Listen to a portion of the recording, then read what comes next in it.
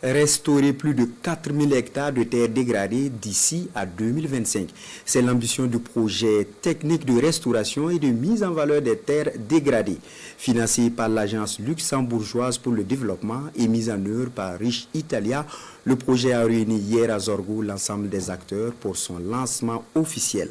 C'était en présence de Souleymane Sanou et Pididi Yanou.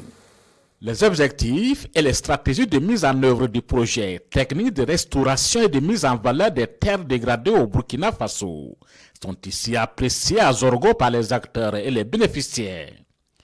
Un atelier qui matérialise le lancement officiel des travaux sur le terrain. C'est essentiellement des terres dégradées qui vont être récupérées pour augmenter le potentiel de production des producteurs. On va labourer les terrains nus, ensuite on fait des ensemencements là-dessus et on organise les populations pour la surveillance, de telle sorte que ce qu'on aura planté puisse reprendre avant que les terres ne soient exploitées.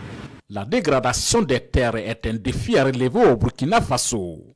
Les acteurs sont donc appelés à s'approprier le projet afin d'atteindre les objectifs voulus. J'invite donc les bénéficiaires et les services techniques qui sont présents dans la salle à s'impliquer et à accompagner les organisateurs, en fait les acteurs de ce projet-là, afin que au terme de la mise en œuvre des 21 mois, nous puissions en tout cas avoir beaucoup d'hectares de terre récupérés qui vont être remis à la disposition des populations pour des productions plus intenses dans notre pays.